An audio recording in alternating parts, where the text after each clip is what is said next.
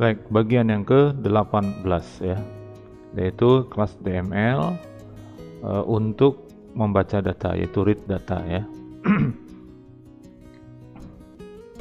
Oke, kelas DML ini kita maksudkan untuk memanipulasi data dari tabel-tabel yang kita punya ya, menggunakan yang namanya konsep DML ya, Data Manipulation Language. Ya, bentuknya adalah CRUD ya, create, read, update, delete. Nah, sedangkan untuk perintahnya itu nanti menggunakan insert, select, update, dan delete ya. Kita sudah tahu lah itu ya. di pemrograman berbasis web itu sudah kita kenal, hanya kita untuk menyebutkan operasinya saja seperti itu ya. Dan di dalamnya nanti kita usahakan sedekat mungkin dengan perintah-perintah tersebut ya. Nah, kemudian menerapkan OOP dalam proses DML ini tujuannya supaya memudahkan programming ya. Jadi ketika kita membuat sebuah perintah manipulasi data, gimana caranya supaya kita itu mudah. Jadi kalau misalnya ada bagian yang akan berulang, maka kalau bisa kita bikinnya hanya satu saja, seperti itu ya. Sisanya nanti gitu akan menggunakan dari yang sudah ada. Jadi modelnya kembali lagi ke konsep awal, yaitu perbedaan antara reinvent dan reuse dalam penulisan kode program ya. Dengan OP itu bisa lebih singkat nanti. Kenapa? Karena yang berulang-ulang itu sifatnya kita bisa jadikan satu saja. Jadikan sebuah model manipulasi data yang itu bisa kita gunakan untuk beberapa tabel sekaligus. Gitu ya. Tabelnya beda, tetap pakai kode tersebut. Tabelnya beda, kode itu lagi yang dipakai, seperti itu. Nah, bentuk ideal dari kelas DML itu harus fleksibel ya. Bentuk idealnya itu harus fleksibel dan bisa menerapkan yang namanya method chaining ketika dia nanti dieksekusi. Jadi jangan sampai kita bikinnya terus-menerus menyebutkan objeknya misalnya gitu, nggak usah ya, cukup menggunakan method chaining aja, nanti harusnya bisa dieksekusi seperti itu. Nah, membuat kelas DML kita mulai ya. Jadi ini merupakan kelas turunan dari kelas koneksi. Di materi sebelumnya kita sudah membuat yang namanya kelas untuk koneksi. Silakan disimpan, itu namanya koneksi PHP ya. Nah, kemudian kita membuat turunan dari koneksi tersebut karena bagaimanapun kita perlu mengakses ke database, yakni koneksinya ya. Ketika kita mengakses ke bagian tabel-tabel dan datanya, kita perlu yang namanya koneksi. Maka kita melakukan extend. Jadi pada saat file kelas turunan ini dieksekusi, dijalankan gitu ya, pada saat yang bersamaan dia akan melakukan include once ini ya, melakukan include. Nah, ketika terjadi pembuatan objek dari kelas turunan ini, maka karena dia mengextend ke kelas koneksi, maka secara otomatis koneksinya dipanggil. Koneksi pada saat itu jalan gitu ya. Karena apa? Karena kita meletakkan di materi sebelumnya itu kita meletakkan kode untuk koneksi itu di dalam magic method yang bernama construct, yang mana ketika dilakukan proses instance class ya, maka pada saat itu eksekusi terhadap construct dijalankan. Nah, seperti ini isinya. Buat saja nama filenya sesuai dengan ini ya, DML, D-nya besar, ML-nya kecil, .php. Nama filenya seperti itu ya, silahkan dibuat saja. Jadi include-kan dulu koneksi karena kita perlu mengextend ya, kelas DML, extend koneksi, lalu dibuatkan seperti ini. Nah, ini kita buat private semuanya karena kita nanti pakai pakai method chaining dan juga ada sedikit encapsulation ya. Jadi kita proses membacanya itu dan mengisinya tidak secara langsung ke propertinya, tetapi nanti melalui yang namanya method ya. Jadi ada field yang ini diisi dengan array, bentuknya nanti array ini ya. Kemudian ada table, ada where. Ini khusus untuk read data dulu ya, kita bikinnya. Nah, kemudian ada order, ada limit, dan kemudian ada data. Ya, ini persiapan sebetulnya belum digunakan di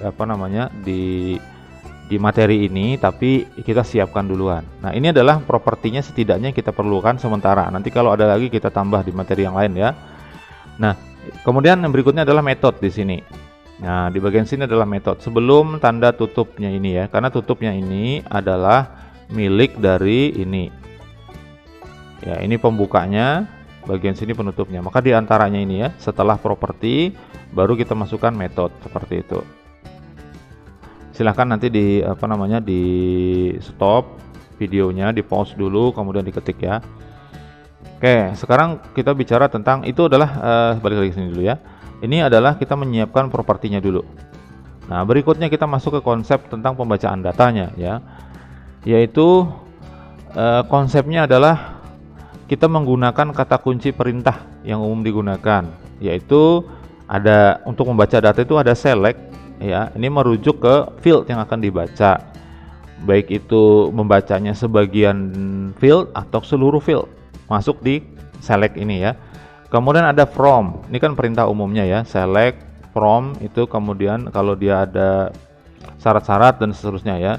Nah, from ini adalah nama tabel yang terkait yang akan dibaca. Kita bikin dia jadi dinamis, jadi bisa berubah-ubah, nanti kita sesuaikan dengan keperluan kita. Kemudian ada where, itu syarat atau filter data. Entah itu untuk proses pembacaan data nanti digunakannya ataupun untuk proses update dan delete data. Kita menggunakan where juga nanti ya. Ya kan, kalau data spesifik kan pakai where ya kan, ada syaratnya. Misalnya menampilkan data mahasiswa yang jenis kelaminnya perempuan saja misalnya. Itu kan pakai where ya, atau laki-laki saja gitu.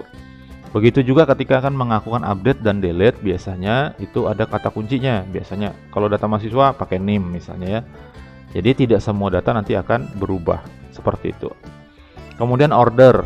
Nah, order ini untuk mengatur urutan data. Jadi setelah dibaca datanya diurutkan nanti untuk ditampilkan itu berdasarkan apa? Apakah nanti ascending atau descending? Tergantung nanti field yang jadi yang menjadi kunci untuk pengurutannya ya. Apakah diurutkan misalnya data mahasiswa itu berdasarkan NIM atau berdasarkan namanya atau berdasarkan prodinya gitu ya. Itu order. Kemudian ada limit. Nah, limit ini untuk membatasi hasilnya. Jadi kalau misalnya limitnya 1,0 misalnya gitu ya, berarti limitnya hanya 1, dimulai dari 0. Jadi bisa juga limit dari data jumlahnya yang kita tampilkan ada 3 saja, tapi dari data kelima misalnya bisa seperti itu ya.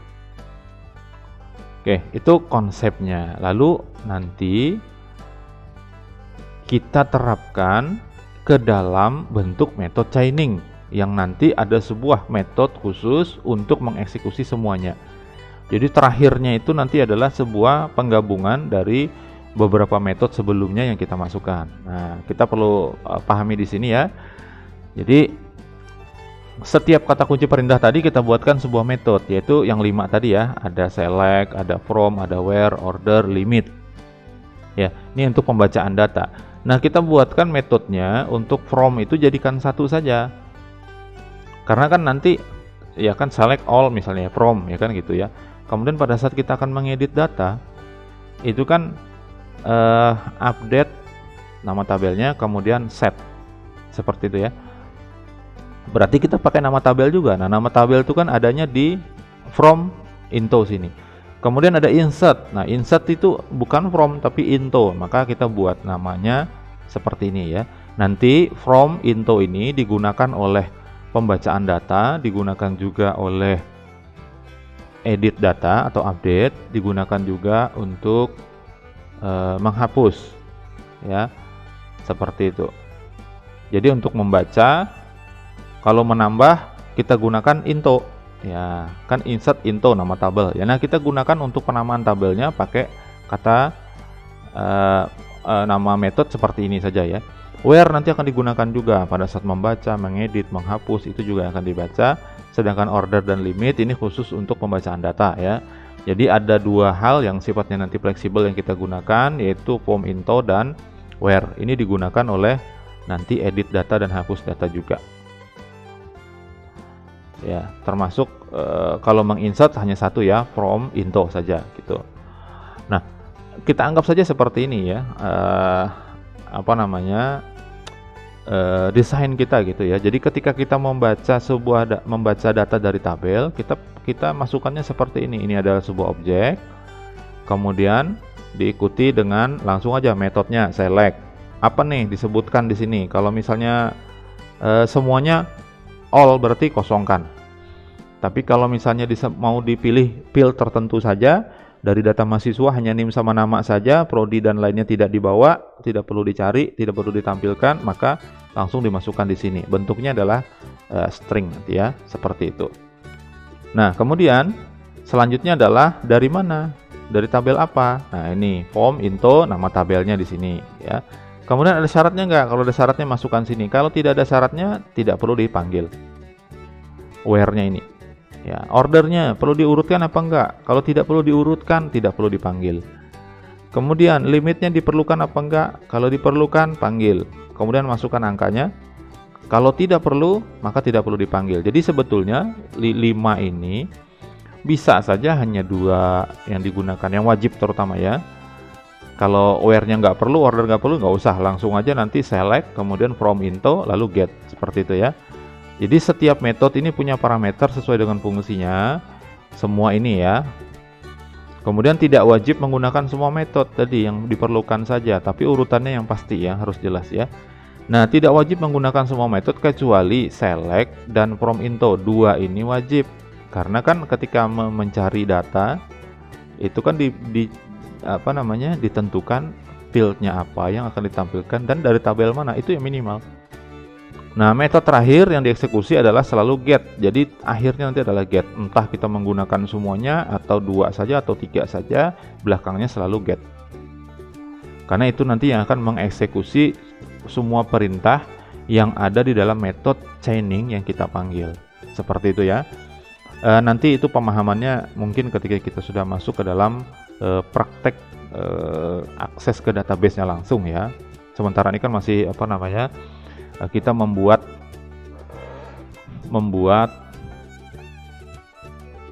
pola atau desain dari kelas DML-nya dulu ya. Oke, kita lanjutkan. Nah, sekarang kita masuk ke metode select ya. Silakan dibuat. Tadi kita sudah bikin properti ya. Nah, sekarang langsung saja metodenya yang pertama adalah public function select, kosongkan di situ. Kemudian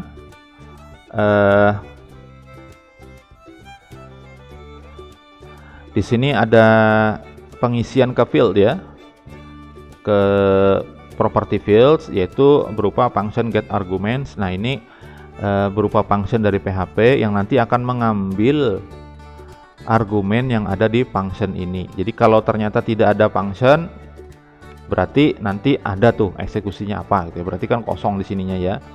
Nanti kalau ada parameter yang kita isi di sini, maka nanti akan dibaca oleh function get arguments ini, lalu dimasukkan ke dalam property fields ya.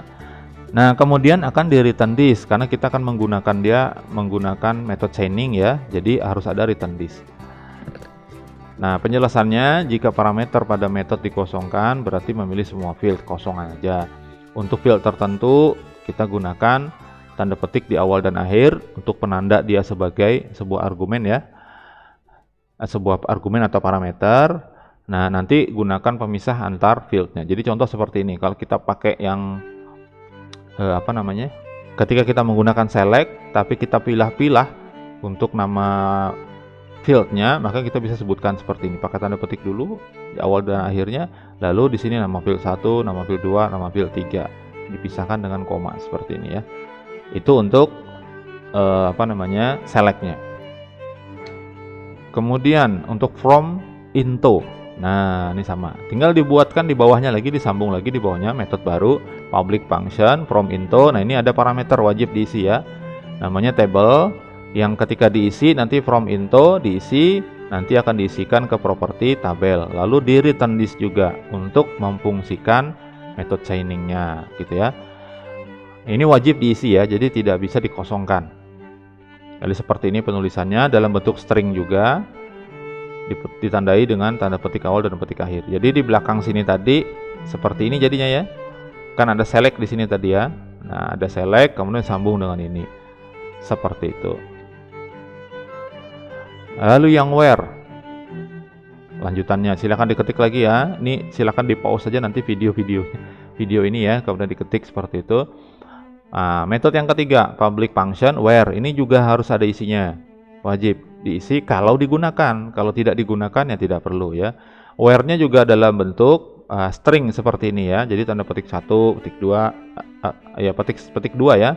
Karena nanti untuk pencocokan datanya menggunakan tanda petik 1 seperti ini. Jadi where name, ini nama fieldnya yang kita punya sama dengan atau apa nantinya di sini operatornya ya. Lalu diikuti dengan string kuncinya. Kemudian kalau dia lebih dari 1 bisa pakai and, pakai or, pakai apa kayak gitu ya. Ini contoh aja. Name-nya ini and namanya like seperti ini. Nah, ada tanda persen di belakang depan ini. Jadi akan ketemu nanti misalnya Agus. Jadi name-nya harus sama seperti ini dan juga namanya harus ada Gusnya, misalnya gitu ya. Entah dia ada depannya atau belakangnya, tapi yang penting ada Gusnya seperti itu. Nah, ini contoh penulisannya ya, seperti ini dalam prakteknya nanti. Kalau kita menggunakan metode where, kayak seperti itu. Dan ini sama, ada return this-nya juga untuk memfungsikan sekali lagi tadi metode signing ya. Oke, nanti sambil di pause saja videonya ya untuk mengetik kodenya. Kita lanjutkan. Nah, ada order yang selanjutnya sama nih. Nah, lanjutkan lagi menulis kodenya, public function order, dalamnya ini wajib diisi juga. Kalau kita menggunakan metode signing, kita menambahkan order, itu kita harus memasukkan parameternya. Konsepnya sama di sini untuk memberlakukan metode signingnya, kemudian untuk mengisi menggunakan string juga pakai tanda petik. Nah, kita sebutkan nama field yang akan diurutkan apa dan urutannya, apakah ASC atau DESC ya. Seperti itu. Ascending berarti dari yang kecil ke yang besar, kalau descending dari yang besar ke yang kecil, seperti itu.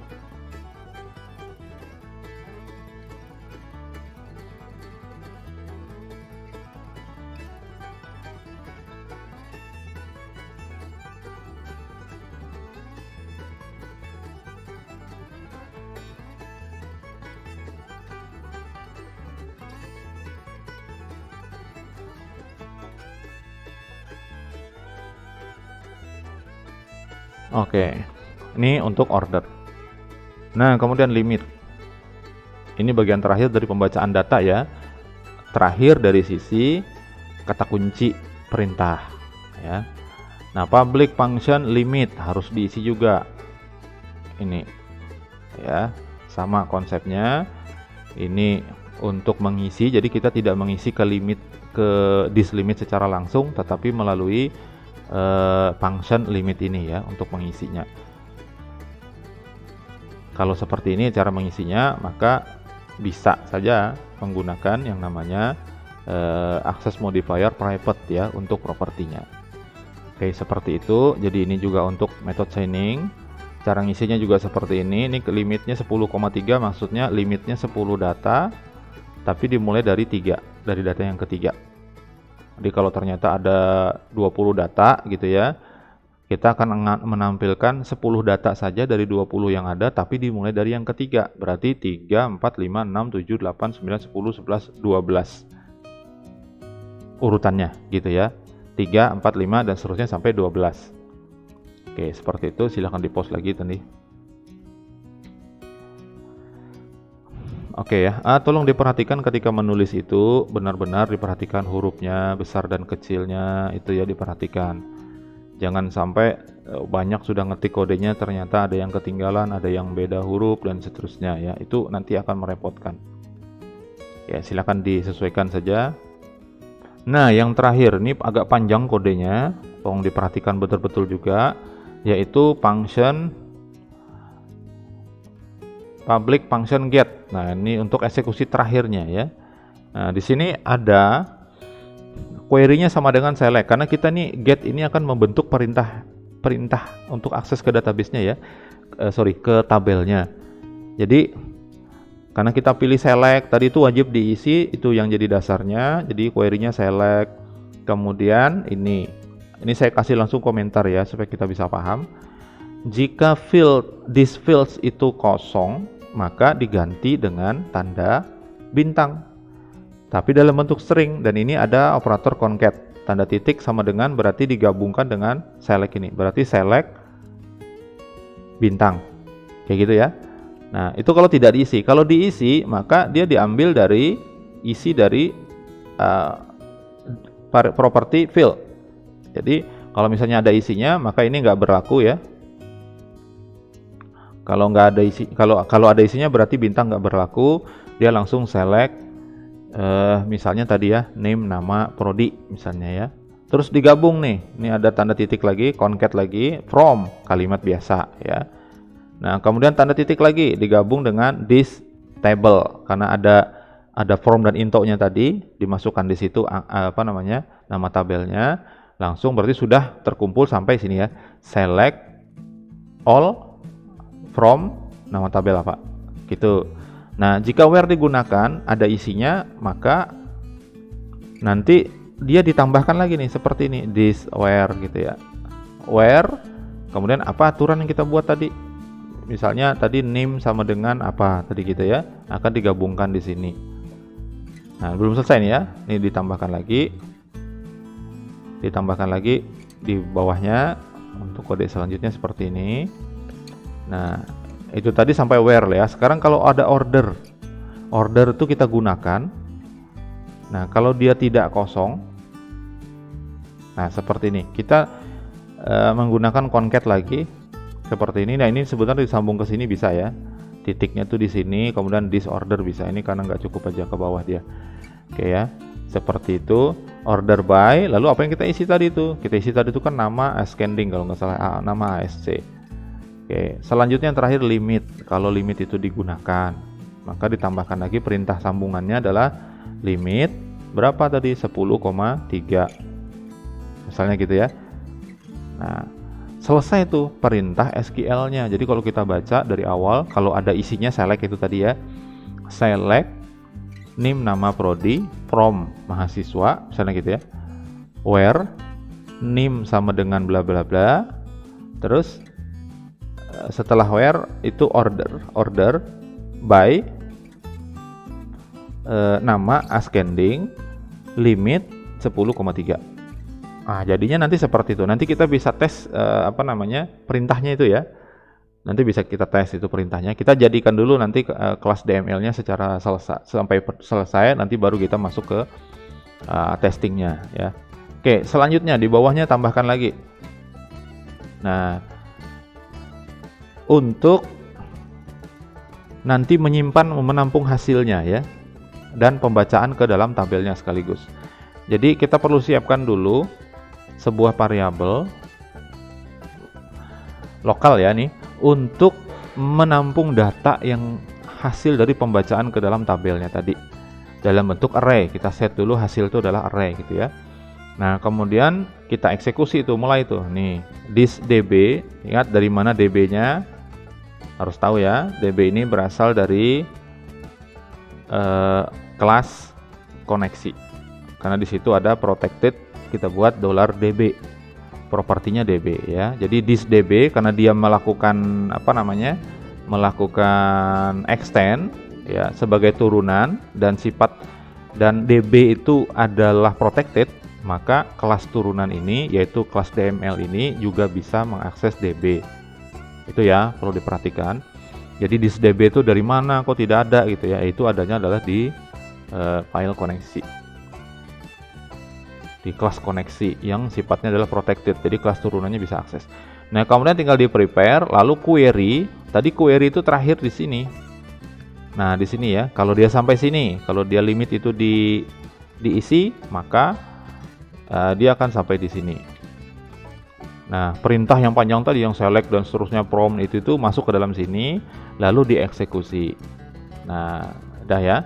Kemudian disimpan hasilnya, dipecah dalam bentuk associate ini ya, atau array ya. Ini jadi array dia, multidimensional. Di patch all, hasil patch all itu masuk ke dalam hasil. Jadi hasil ini sudah berupa array. Nah, kemudian supaya hasil itu bisa digunakan, maka kita harus melakukan return. Return hasil itu kemana? Ke nama fungsi get tersebut. Sehingga nanti bisa kita gunakan tuh hasilnya itu. Yang berupa array tadi ya. Nah, kalau sudah, maka itu selesai untuk pembacaan data sementara, gitu ya. Nah, kalau dilihat seperti ini ya. Jadi dari sini nih baris ke-1, ini ada yang saya tinggalkan. Ini setelah ini ya. Setelah 59 ada baris ke-60. Baris ke-60 itu ada tanda kurung kurawal tutup 1 yang itu merupakan tutup dari sini. Tutup dari kelas DML. Ini kan ada kurung kurawal bukanya ya, ada tutup di 60. Nanti ada tambahan itu di enter aja, di 59 tuh di enter nanti setelahnya ya. Jadi ada lagi di situ metode-metode lainnya yang untuk proses update, delete dan create-nya itu ya. Jadi seperti ini kalau diurutkan dari semua yang kita bahas tadi ya, seperti ini. Ada function select, ada from into, ada where, kemudian order, limit, nah get. Nah, ini terus nyambung sampai ke sini. Sampai terakhir adalah return hasil. Oke, seperti itu. Itu adalah untuk proses pembacaan data. Untuk membaca data saja diperlukan ada berapa metode? Select ya. 1 select, 2 from into, 3 where, 4 order, 5 limit, yang terakhir get, yang ke-6 itu untuk proses eksekusinya sehingga menghasilkan datanya. Jadi ada 6 ya. Nah, nanti dalam praktek realnya setelah kita membuat database itu baru kita bisa lihat ya seperti apa buktinya dan bagaimana kembali kita ulang untuk cara mengakses datanya tadi. Walaupun sebetulnya kita kembali lagi caranya tadi ada di sini ya. Nah, seperti ini. Ini ya, jadi select itu diisi apa. Nah, ini di proses pemanggilan nanti. Kalau kita sudah menggunakan objek yang sudah jadi dari kelas DML. Nah, ini caranya memasukkan from into itu seperti apa isinya, lalu untuk where-nya itu bagaimana gitu ya. Nah, order juga seperti apa, limitnya bagaimana. Kemudian kalau get itu tidak ada parameter di dalamnya, itu hanya tinggal eksekusinya saja. Proses eksekusinya juga lumayan panjang sampai dia menghasilkan return value, yaitu variabel hasil. Ya, seperti itu. Yang itu nanti akan digunakan untuk menampilkan data. Seperti itu. Ya, silahkan diketik tadi ya. Nah, dibuat kelas ini nanti sampai ke baris 59. Kalau sudah kurung kurawal tutupnya untuk metode get itu di enter, nanti di situ kita bahas untuk bagian yang berikutnya. Masih ada sambungannya ya. Jadi yang terakhirnya itu adalah kurung kurawal tutup itu miliknya kelas DML yang mengextend koneksi. Seperti itu. Kalau ada pertanyaan silahkan. Belum bisa dites ini ya, karena kita masih mengetik kodenya saja. Bagian yang ke-19 masih di kelas DML, yaitu kita akan membuat metode untuk create datanya, untuk bagaimana caranya kita bisa menambah data menggunakan konsep OOP.